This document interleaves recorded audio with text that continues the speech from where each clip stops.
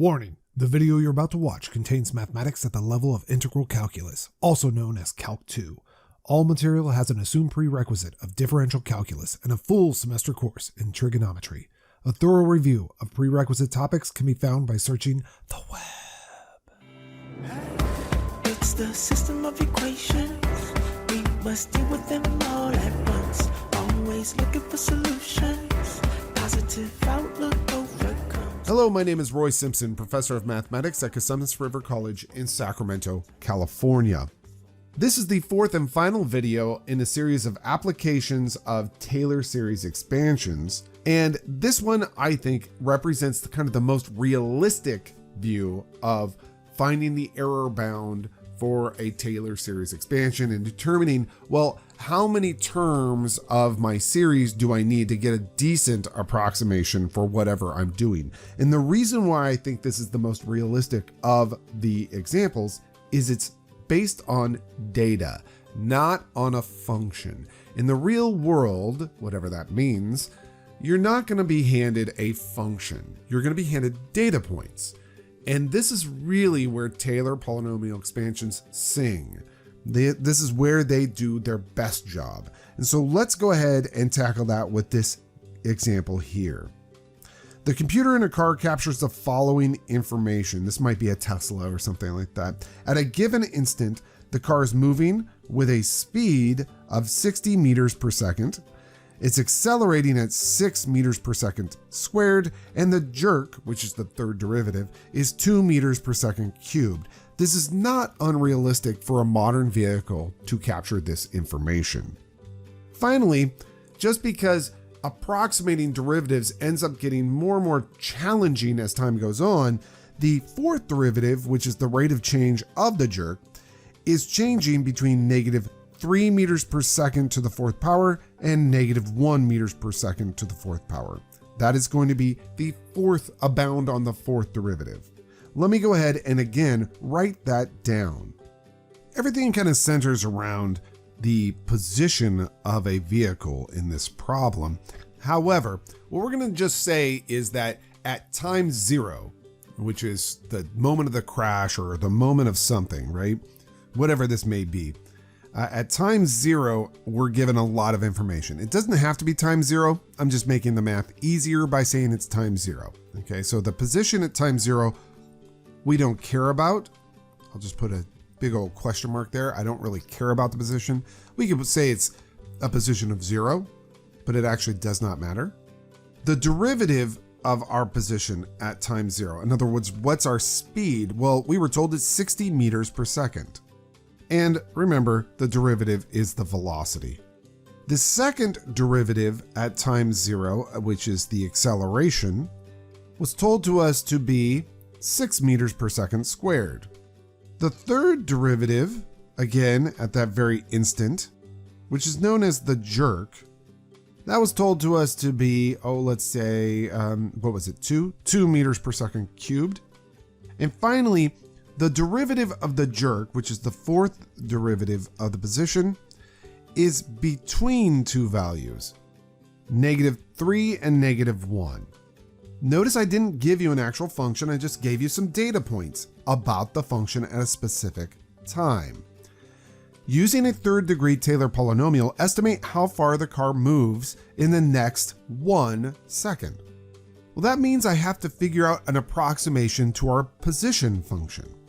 And we know that the position function can be written in power series form as the summation n equals 0 to infinity of the nth derivative of the position at some time a over n factorial times t minus that time a to the nth power, where a is the center.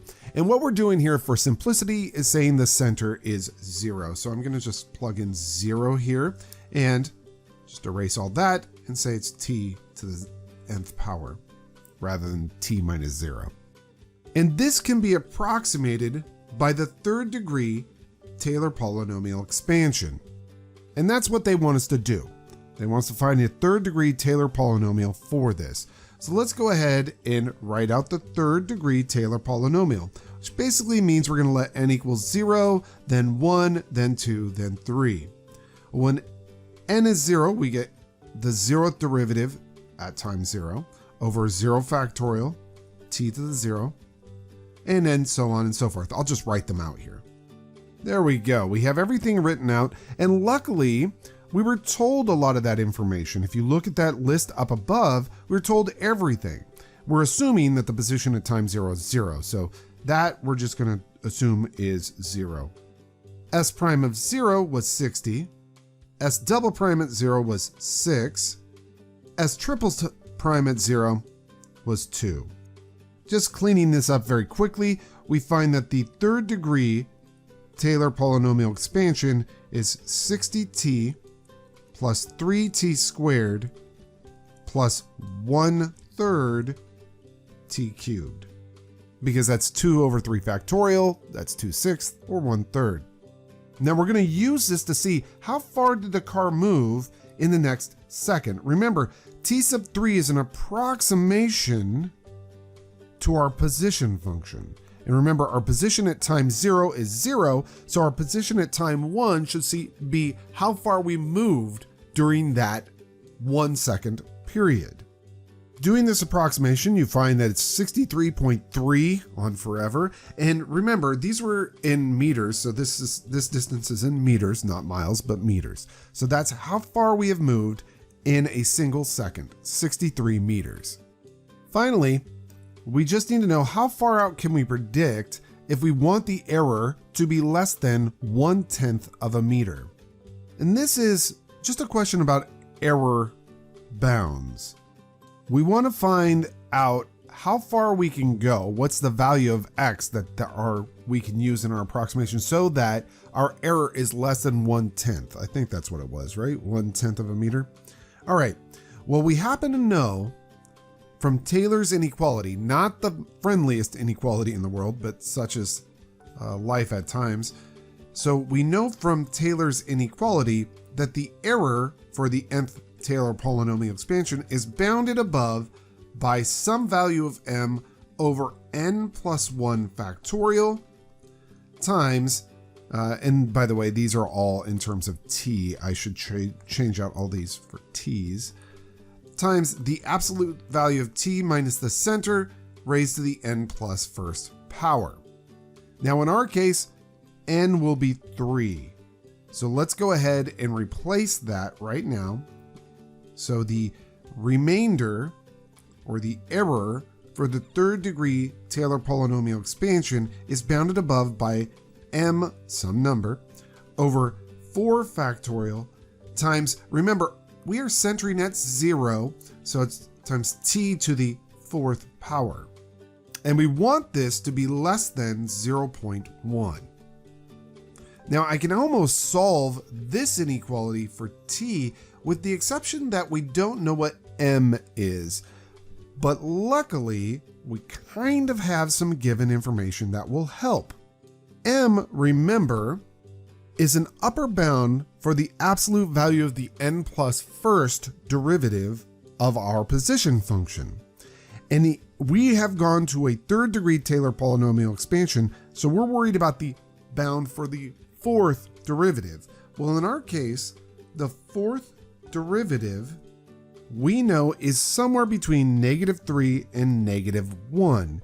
And in absolute value, that means that the 4th derivative is between 1 and 3, which means that the 4th derivative is bounded above by 3. That's the maximum that 4th derivative will ever be in absolute value, is 3. Again, because the 4th derivative is between -3 and -1, its absolute value is going to be between the absolute value of -1 and the absolute value of -3. And therefore it has a maximal value of 3. All right, plugging that in to this value of m here, we can easily solve this inequality. Multiply both sides by 4 factorial and divide both sides by 3 and take the 4th root of both sides. And we get this upper bound for t. That is, to get the level of accuracy that we want, we know that if we only want our error to be less than 1/10 of a meter, we can predict out about a second, a little bit less than a second. So our function that we have right here, where is it? Where is our function? Right here. Our function right, yeah, we'll use this one. Our function right here is good. And when I say good, I mean its error is less than 1/10 of a meter, as long as we're dealing with time values out to 9/10 of a second. That's really what that means. So that's a really good example of how Taylor series can be used on data. And that is precisely why you want to use Taylor series, is if you're given data. All right, I hope this was helpful, and I hope to see you in future videos. It's the system of equations. We must deal with them all at once. Always looking for solutions. Positive outlook overcomes obstacles getting in our way, cause affects more than we can sometimes see. Things for what they are and work together until you feel at peace. Just listen close, don't talk too much that isn't kosher. You may really hurt inside. It doesn't justify you to speak too loud and cry.